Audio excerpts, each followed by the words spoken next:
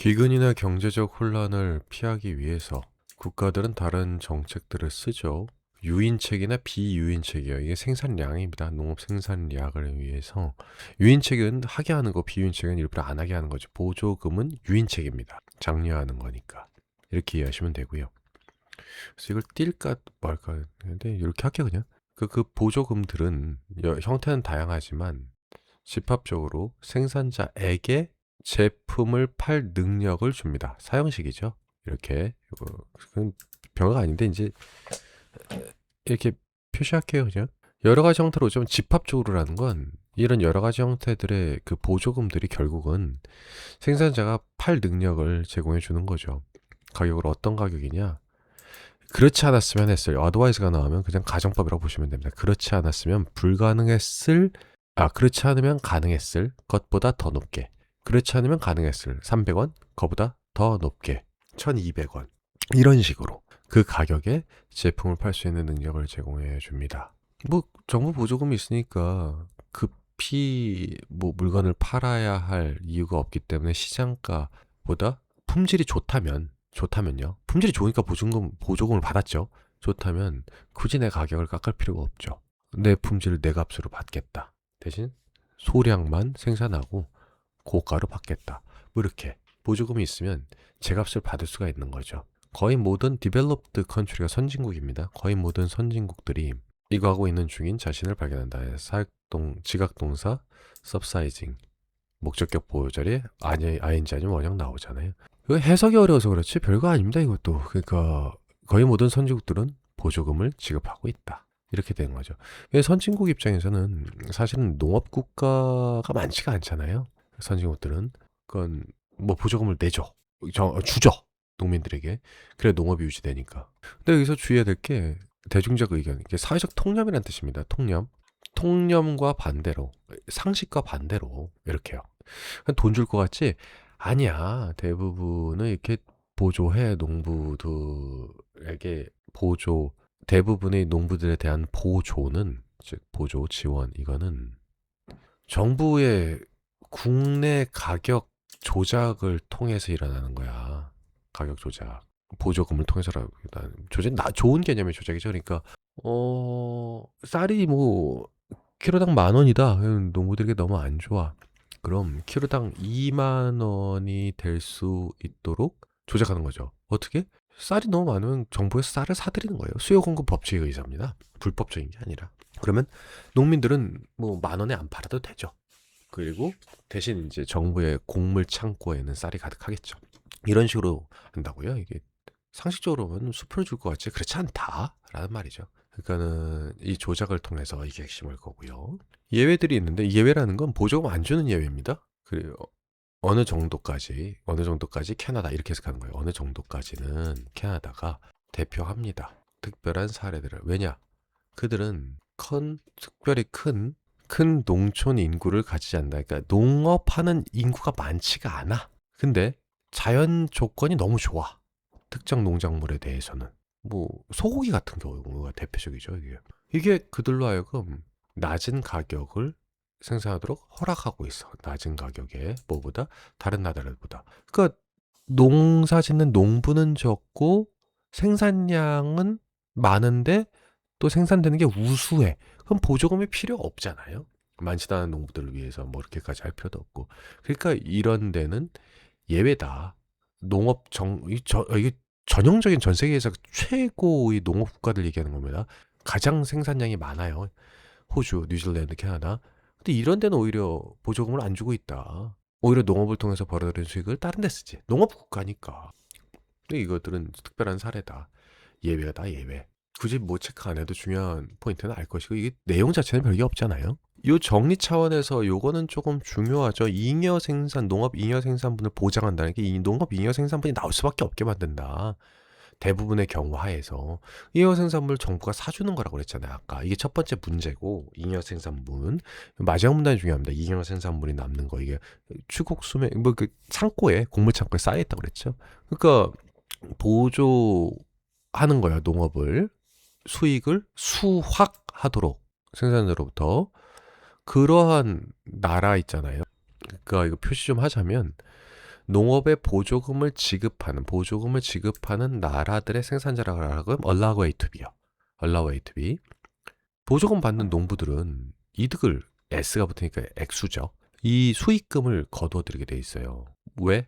이렇기 때문에 어떻기 때문에 이를 보조금을 지급하지 않는 나라의 생산자들이 be forced out of business. out of business가 파산하는 이란 수거입니다. 실제로. 지금 단순히 쫓겨나다고 저는 옆에 해석문에 썼는데 실제로 파산하다예요. 파산을 강요받음에 따라. 그러니까 보조금 받으니까는 문제. 1차원적으로 보조금 주는 나라들은 이제 곡물이 쌓이니까 문제고, 두 번째, 보조금 전 지구촌적 차원에서 볼 때 보조금 못 받는 나라의 농부들은 퇴출당하잖아요. 파산. 그러니까 이런 역기능이 있다. 마지막 부분이 더 중요할 것 같아요. 앞부분은 오히려 그냥 쭉 하고 이어져 나가는데 그럼에도 불구하고 단점이 있다. 뭐 이건 굉장히 짧지만 임팩트가 있는 중요한 부분이었습니다. 보조금 좋으면 주면 되지 왜. 이래서 마냥 주는 게 또 무조건 좋은 건 아니다. 라는 어필이 되죠. 첫 문장이 어렵습니다. 관례적인 시작점이죠. 경제이론을 위한 경제이론을 짜야 돼요. 통상 경제이론을 짜는 시작은 어디서부터 하느냐? 즉 관례적 시작점, 동격 콤마, 즉 기본적 모델이요. 뭐 할? 다른 상황들이나 정책적 옵션들이 있겠죠. 보기들이. 이게 서로 막 비교되는 거예요. 이런 상황에서는 이렇게 하고 근데 지금 이 상황에서는 이런 보기들이 있고 하면서 막 비교하면서 그러려면 기준점이 있어야죠. 그러면 기본적 모델. 그러니까 올해 유가에 따라서 세금을 높인다, 금리를 높인다, 낮춘다 할 때 기본적 상황이죠. 원래대로 유가가 이 정도였다면 지금 세금 금리는 원래 이 정도였어야겠죠. 그리고 다른 정책이 사용된다면 아마 이거였을 텐데 그에 반하여 지금 상황은 이러니까 이 정도로는 올려야 되지 않겠느냐 하고 비교할 때 쓰는 거예요. 그러니까 요거라고요. 그럼 비교할 때 쓰는 기준점.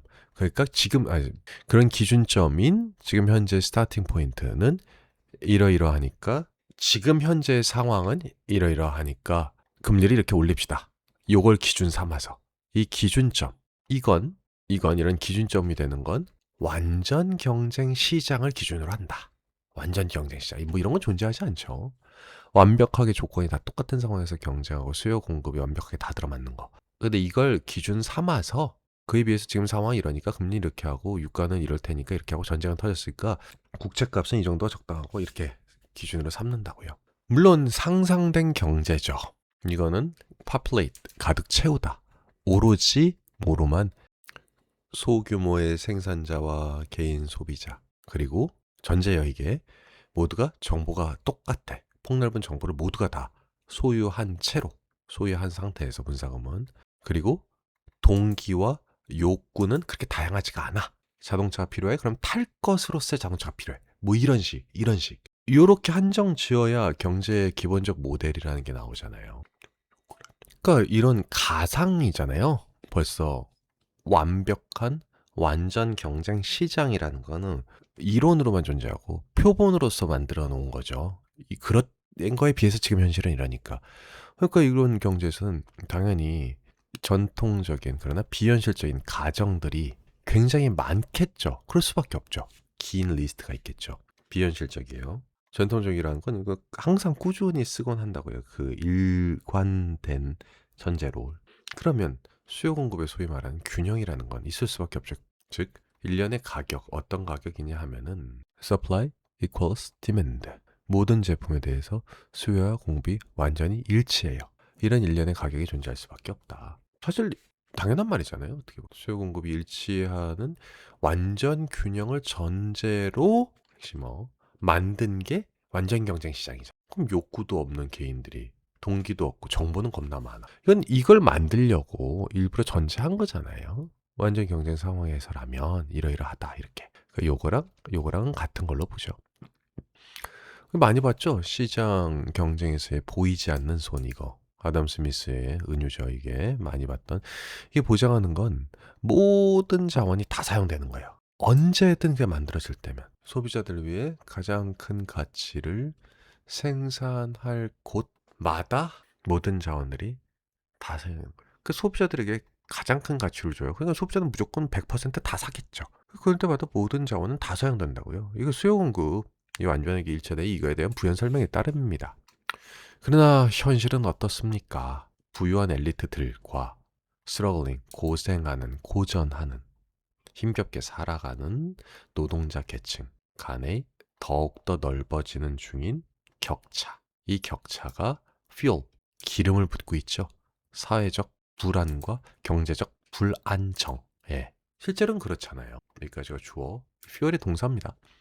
자유시장에서의 결과로부터의 어떠한 일탈, 또, 그러니까 완전한 완벽함으로부터 조금이라도 벗어난다는 거, 누가 불평등을 겪었고 뭐 이런 거.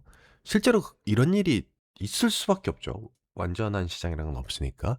이것도 worse off, 더 안 좋은 상태로 만든다는 거죠. 누군가를. 그래서 there is no possible, 가능한 변화는 없어요. 매크 이퀄리브리엄 할 수 있는 어떤 것이냐면 만장일치의 지지를 획득할 시장의 완벽한 균형이다. 아유, 그런 건 없습니다. 균형을 이룰 가능한 변화, 그런 건 없습니다.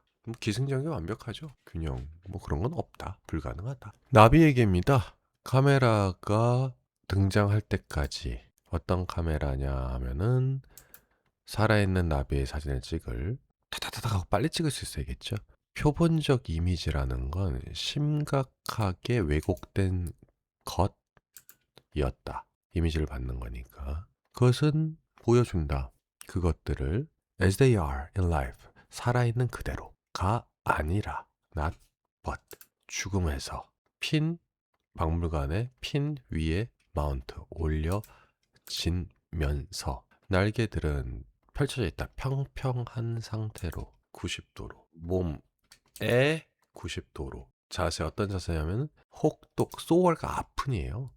혹독하게 시험할 자세죠. 어떤 나비의 인대, 몸의 인대요. 그 나비도 인대가 있는지는 모르겠지만 그걸 있다고 치면 그 심하게 비틀어 놓은 거라는 거죠.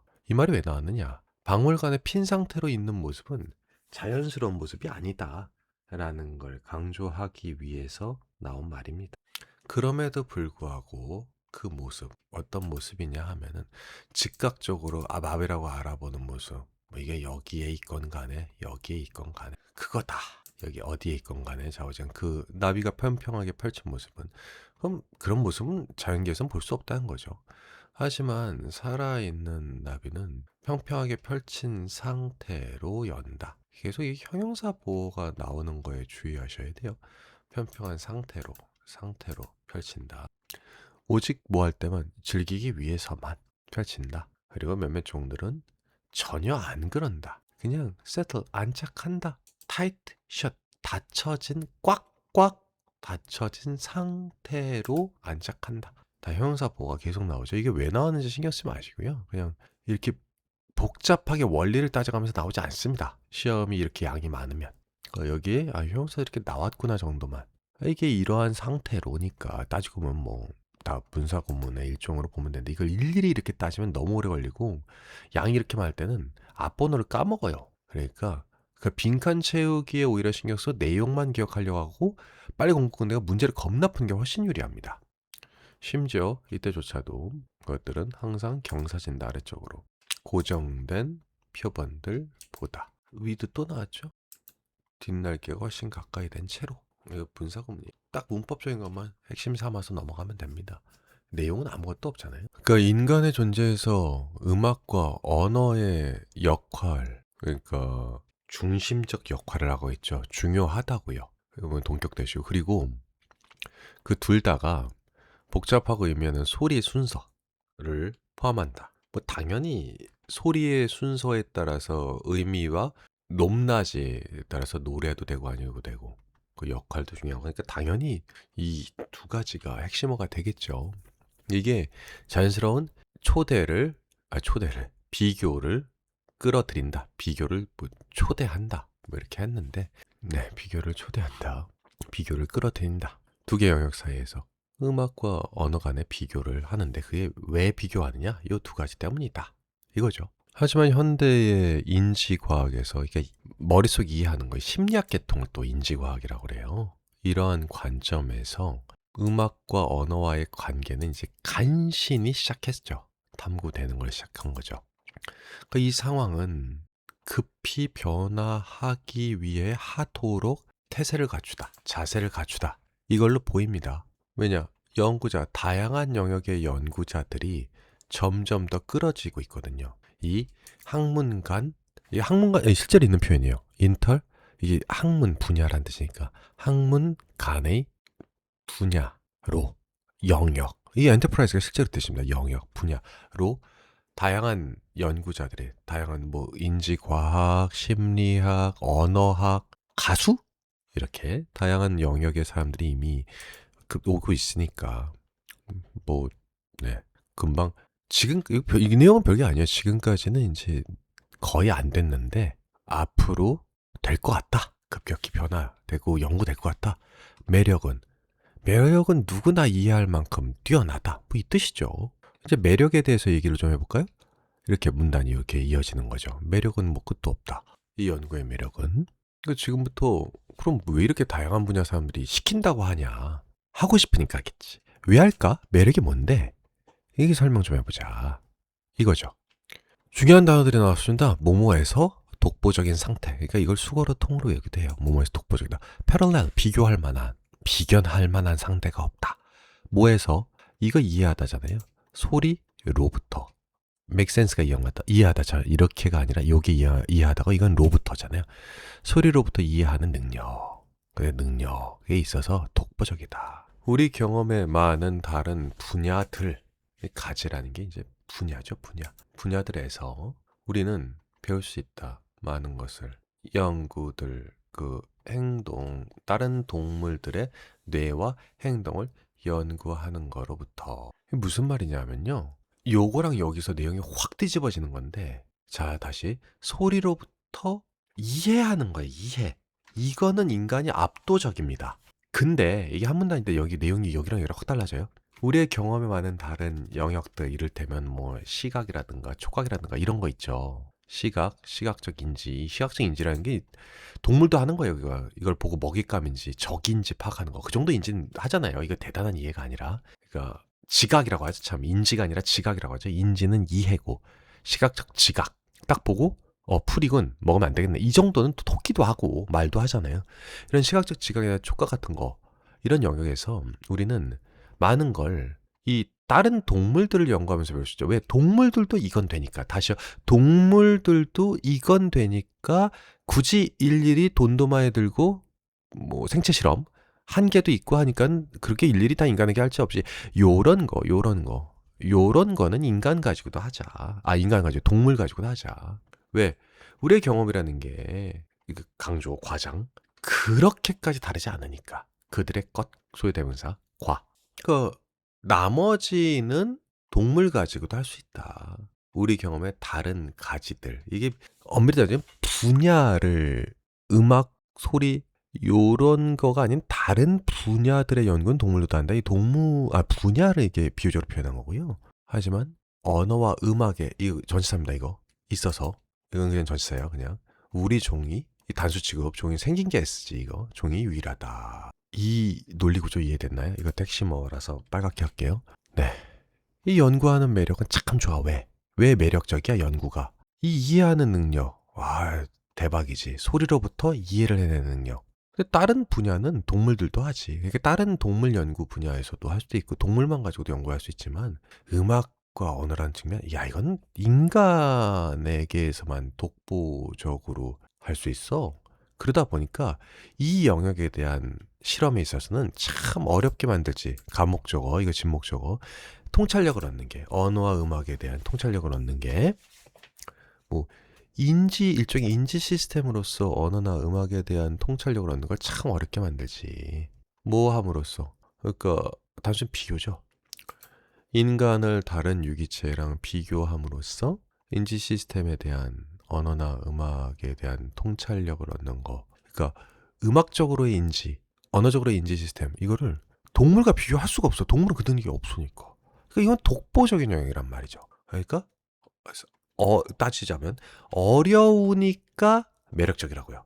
왜? 도전할 만한 가치가 있는 거죠. 그건 학문하는 사람으로서 이 도전할 만한 가치가 있다는 거는 잭팟이 터질 수도 있다는 걸 노벨상. 새로운 영역을 독보적으로 독파하는 거. 그러니까 웬만한 각 영역에서 전문가가 뛰어드는 거죠. 다양한 분야의 전문가. 나도 한번 해볼 테. 나보다 미제 영역이니까.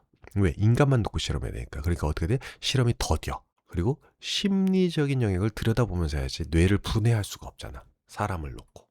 그러니까 독보적인 영역이다. 그러니까 매력적이다. 그래서 서론부에서 이렇게 하다가 갑자기 확 바뀌죠. 이쪽으로.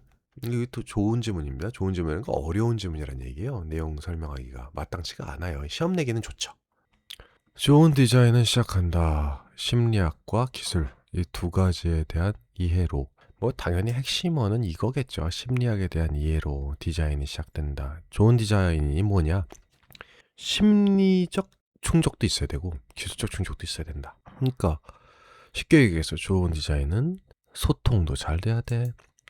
기계로부터 사람으로 소통이야. 그러니까 가리키면서 무슨 행동이 가능하며 디자인만 봐도 이걸 보니까 여기를 누르면 이게 될 것 같아. 뭐 이런 거 있잖아요. 디자인에서 무엇이 일어나며 비워봐도 뭐가 막 일어나려고 하는지를 이걸 잘 가리켜 보여주면서 기계로부터 사람에게 사람으로부터 기계에게 소통 디자인을 그럴 수는 없지 않습니까? 이게 좋은 디자인이다. 근데 그게 보기에 좋은 게 아니라 평범할 때 좋은 거 아니라 잘못됐을 때도 중요하다. Go wrong 이게 잘못되다. 잘못 진행되다. Go 다음에 형용사보가 나온 거잖아요. 이거. 근데 지금은 양이 많으니까 이럴 때 그냥 수고로 넘기세요. 잘못될 때 특히 중요하다. As soon as 뭐뭐 하자마자란 접속사잖아요. 문제가 또는 어떤 오해가 있자마자 그러니까 생기자마자겠죠. 접속사입니다. 이거. 어떤 한 문제나 오해가 존재하게 되자마자 즉 생기자마자 문제들이 이게 들이죠. 그와 관련된 더 problems 문제들이 arise 발생하다. 막 생깁니다. 그리고 바로 이곳이 좋은 디자인이 중요한 지점이다. as long as가 또 접속사죠. 뭐만 한 일들이 그럼 반대로 go right 제대로 진행되는 한 이것도 아까랑 똑같이 그냥 수거로 넘길게요. go wrong의 반대말이죠. 원활하고 조화롭게 작동하는 디자인을 만드는 것은 쉽다. 이게 진주어. 이거야 쉽겠지. 하지만 문제가 발생했을 때 이게 소재인 거예요. 지금 문제가 발생했을 때 해결해야 된다. 이거야 쉽겠지 상대적으로. 근데 디자이너들은 그때 관심을 어디다 집중해야 돼? 상황이 어떤 상황? 잘못되는 상황에 집중해야 돼. 그냥 요렇게 병렬이야. 이렇게 수거. 어디가 아니라 플랜드 된 대로 작업이 될 때에가 아니라 잘못되는데 때 집중해야 돼. 사실 이게 바로 곳이지. 어떤 곳 대부분의 만족이 발생할 수 있는 곳이야. 사실 안 게 아니라 문제가 발생했을 때 디자인이 많이 해결해 주는 거 그게 바로 사람들이 만족감을 느끼는 영역 아닌가? 무언가가 잘못될 때 잘못되는 때지만 기계가 강조해줘 그 문제를 두드러지게 보여준다고. 그리고 나서 사람이 바로 그 문제를 이해하게 돼. 그리고 적절한 액션, 테이크 액션 행동을 취하다. 적절한 행동을 취해 그 문제가 해결돼. 이게 되게 중요한 거 아닌가? 별거 아닌 게 일상생활에서 뭔가 작동을 안 하고 부러졌는데 부러진 게 잘 뚜껑 속에 잘 가려져 있어. 그럼 뭐가 잘못된지 모르잖아요.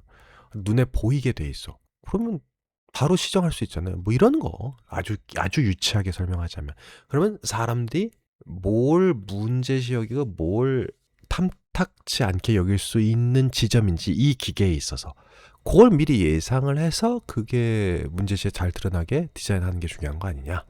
뭐 이런 얘기입니다. 뭐 또 처음 디자인할 때 사람들 심리 뭐 오른손잡이들이 많을 테니까 이 뚜껑은 이렇게 우리가 의도한 대로 이렇게 하는 것보다 이런 식으로 열 확률이 높으니까 그 부분이 약해질 테니까 그걸 반영해서 거기는 좀 튼튼하게 만들고 규정 불가능하다. 그럼 이런 식으로 열지 못하게 우리가 의도한 바대로 열 수밖에 없게 자연스럽게 디자인을 그렇게 짜는 거죠. 이게 심리를 이해하는 거잖아요. 그걸 기술에 반영하는 거고. 그리고 반영된 기술은 사람들에게 이런 쪽으로 열지 말고 이쪽으로 열어 하고 디자인적으로 당연히 그렇게 모양이 갖춰져 있을 수밖에 없으니까 사람들이 그렇게 따르게 되는 거고. 이런 거죠. 예, 언뜻 보면 되게 어려운 질문입니다. 15-1 우리가 심리학에 대한 걸 읽을 때 우리는 어떻게 평가할까? 우리가 읽은 것의 질을. 왜냐? 이 화두가 이해가 되려면 배경 지식이 먼저 있어야 되는데 심리학이잖아요. 이게 물리화학이라면은 자연과학이니까 입증이 되죠. 심리학은 입증할 방법이 없습니다. 읽은 거, 그러니까 심리학 서적을 읽었다 칩시다. 그러면 이게 문체가 훌륭하다가 좋은 책이야? 아니면 설득력이 있어서 좋은 책이야? 학문인데 그럼 팩트에 근거해야 좋은 책이야? 심리학이니까 입증 방법이 없으니까 팩트가 없죠. 어떻게 우리가 읽은 거, 논문이 됐든 책이 됐든 평가를 어떻게 할까? 이렇게 평가하자가 아니라 먼저 우선 첫째가 아니라 우선 그래야 돼요. 첫째 그럼 나열처럼 느껴집니다. 우선 우리는 판단이 안 된다. 뭐에 근거해서 판단할 수가 없다? 일반적으로 우리가 하는 것처럼 on the basis of 뭐에 근거해서 우리가 결론 내린 거 있죠. 사람에 대해서 어떤 결론을 내려요. 이거에 근거해서 판단 내릴 수는 없다. 또는요. 우리가 동의하느냐 안 하느냐 그 사람 믿음에 그거에 대해서 동의하느냐 or not 아니냐를 근거로 해서 또 판단 내릴 수도 없죠. 그죠? 먼저 조심해야 된다. 우선. 그러니까 사람들에서 이렇게 저렇게 결론을 내릴 거잖아요. 이 주장이 옳군. 이거에 근거해서 판단 내리면 안 된다고요. 왜? 옳은지 그른지 어떻게 알아요? 되게 웃긴 얘기죠. 논문 같은 경우에는 그 주장의 판단 신빙성 여부를 놓고 판단해야 되는데 그게 안 된다는 거죠. 아니면 동의하나? 저자의 생각에 옳고 그른 걸 떠나서 이거로 판단해서 안 돼. 비슷한 말이죠.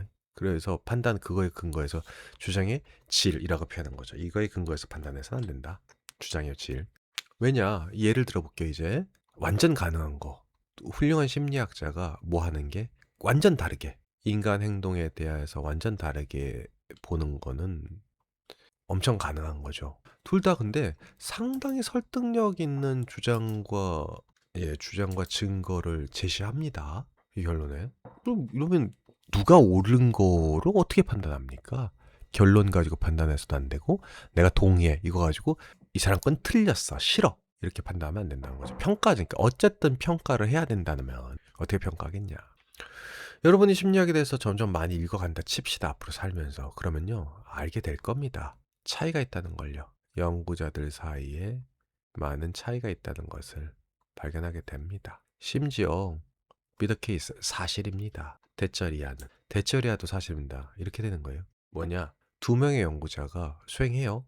Look like the same experiment처럼 보이는 거를 수행합니다. 두 가지 다른 상황에서요. 하지만 완전 다른 결과를 내요. 라는 것도 심지어 사실입니다. 이거를 미더 케이스가 사실이라는 수고도 있는데 심지어 그건 경우일 수도 있습니다. 어떤 경우냐면 삐리리리 동격된 라는 같은 말이죠. 다시요. 이걸 가주어 진주어 명사절이잖아. 이것은 사실이다. 이 말이랑 그건 경우일 수 있습니다. 이거 그거 어떤 경우냐면 삐리리리라는 경우일 수 있겠습니다. 이런 상황은 이런 경우일 수 있겠네요.